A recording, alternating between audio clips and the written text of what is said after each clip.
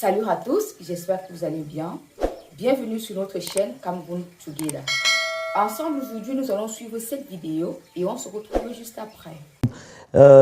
Oui, c'est une grosse perte parce que notamment dans la dernière période, il s'est investi de façon très entière pour essayer de faire bouger les lignes, y compris en abritant Maurice Kamto au Manidem pour lui permettre de se présenter aux élections, et puis plus récemment au niveau de l'Union pour le changement pour effectivement la vérité des urnes. Donc vraiment, et ce malgré ses très gros problèmes de santé où il avait une insuffisance respiratoire majeure, en fait à 20-30% à peu près de ses capacités.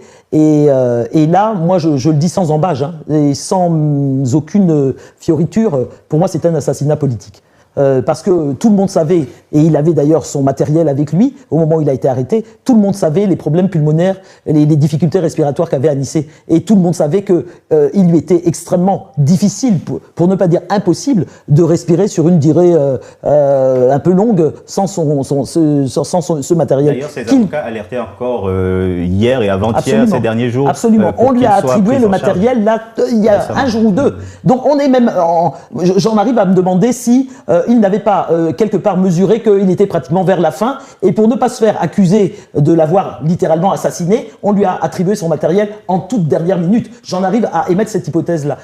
Donc apparemment, effectivement, on lui a donné un matériel mais qui n'était absolument pas approprié, absolument pas adapté, et ils ont refusé jusqu'au dernier moment, jusqu'à tout récemment. Son avocat a plaidé de façon incessante pour qu'on lui redonne son matériel, et ils ont refusé jusqu'au bout. Non, c'est littéralement un assassinat politique. Il ne faut absolument pas les laisser développer la thèse de mort par maladie. Ça, il ne faut pas accepter ça, et il faut qu'on attaque sur ce point-là. Et bien évidemment, il faut surtout qu'on se mobilise et que ce soit un élément supplémentaire pour se mobiliser de toutes les manières possibles et dans la continuité de la dynamique qui est engagée depuis les élections. Assassinat politique, Abdelaziz, tu reprends ce terme et c'est cette conception que cette mort d'Anissé Ekane est évidemment liée à la brutalité aussi de ce régime.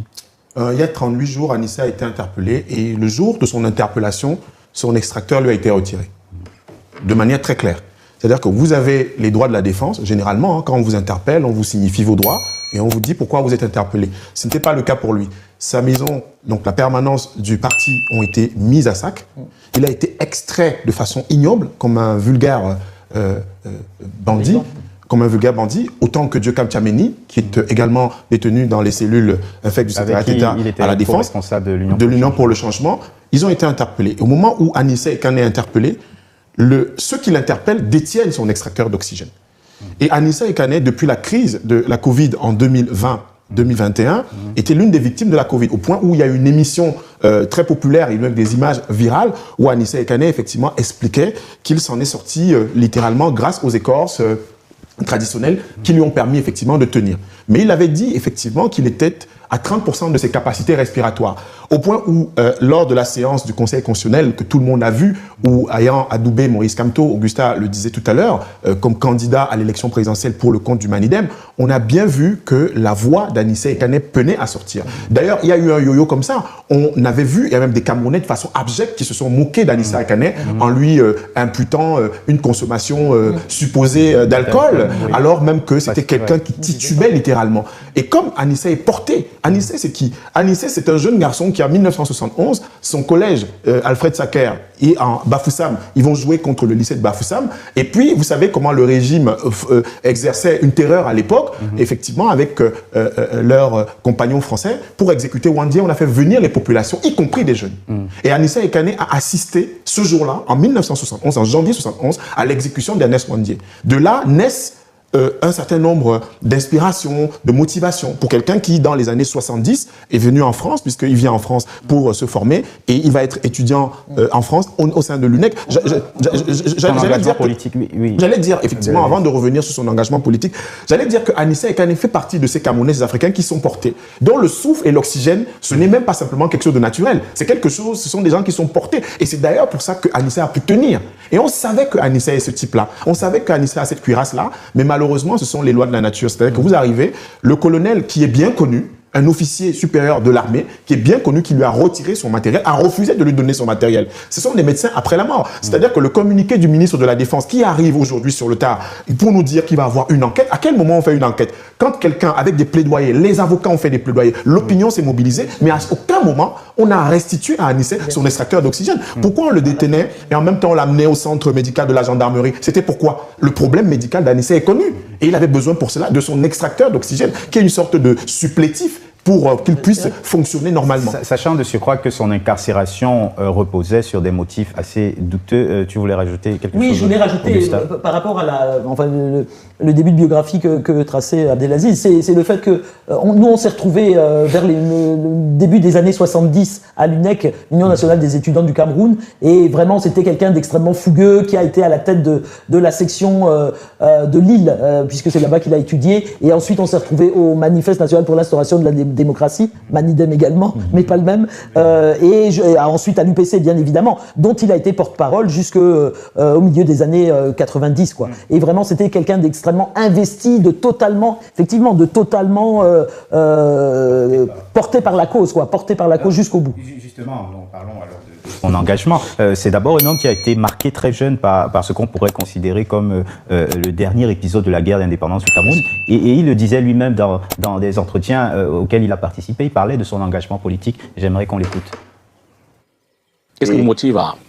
Et j'ai un diplôme dont je suis fier. Okay. Je suis diplômé de l'école supérieure de l'école de l'UPC et du Manidem. Une école où j'ai fait mes premières armes politiques en clandestinité. Mon maître de stage, c'était Moukoko Priso et Samuel Makiti.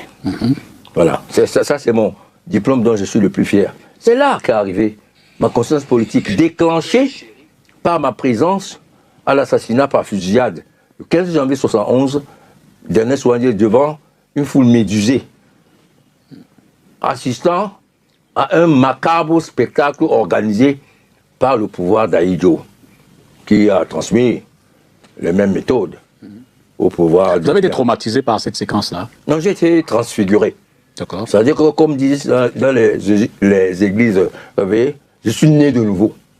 Là, voilà, Abdelaziz, on l'entend, c'est un homme porté par ce parcours historique et on a l'impression que sur cette dernière séquence liée à la présidentielle, il y a eu un mauvais procès qui lui a été fait parce que certains ont insinué que la disqualification de Maurice Kamto par le dénommé Dieudonné Yebga qui est sorti du bois, aurait pu être un coup monté de la part d'Anissé Ekané en complicité avec le pouvoir. Est-ce que, quand on l'entend porté par cette vocation presque historique de son parcours militant, est-ce qu'on peut penser qu'il lui a été fait un mauvais procès? Je pense que, tout à l'heure, Augustin le dira mieux que moi sur le parcours de l'UPC, comment l'UPC s'est construit avec ses différentes adaptations aux circonstances historiques. Parce que quand elle parle du Manidem, il a fallu effectivement qu'il y ait un nouveau manifeste au début des années 80 pour repenser la trajectoire de l'UPC à l'aune des changements qui intervenaient en Afrique et notamment au Cameroun, avec l'avènement de Biya,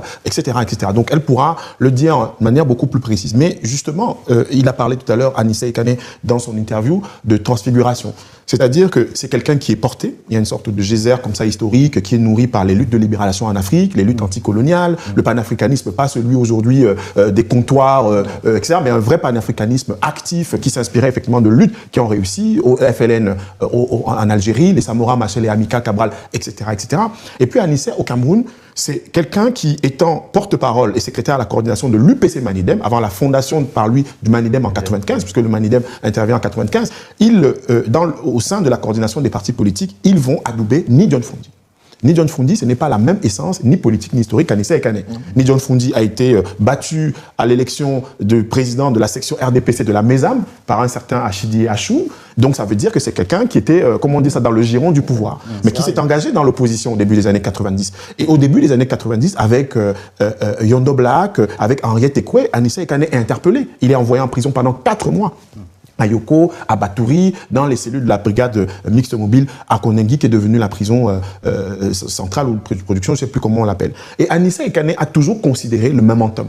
quel est le momentum le plus approprié et le plus opportun pour que les forces du changement puissent se coaliser afin effectivement que le régime ne puisse changer et qu'à l'intérieur, effectivement, que les choses ne se transforment. Ça a été le cas avec Ni John Fundi en 92. C'est l'Union pour le changement. Et l'un des catalyseurs, c'était l'UPC Manidem, puisque c'était au siège de l'UPC Manidem, effectivement, que Ni John Fundi a été adoubé. Oui, et Anissa Ekane en était le porte-parole. C'est-à-dire qu'il a joué un rôle actif et prépondérant. Bis repetita, donc on est en 2025. Parallèle avec 2025. Ah voilà, un parallèle avec 2025. C'est pareil, on a vu les oppositions, même sur le plan idéologique, qui pouvait avoir entre Anissa Ekane et Maurice Kamto. Mais qu'est-ce qui les réunissait? Il y a une forte aspiration pour le changement. Il y a une personnalité qui, pendant 7 ans, est une sorte, comme ça, en dynamique, parce qu'il a également contribué à conscientiser les Camerounais. Et puis, il se retrouve aussi parce qu'on peut classer les partis politiques sur l'échiquier, à droite, à gauche, mais il y a une transversalité, c'est la question du Cameroun.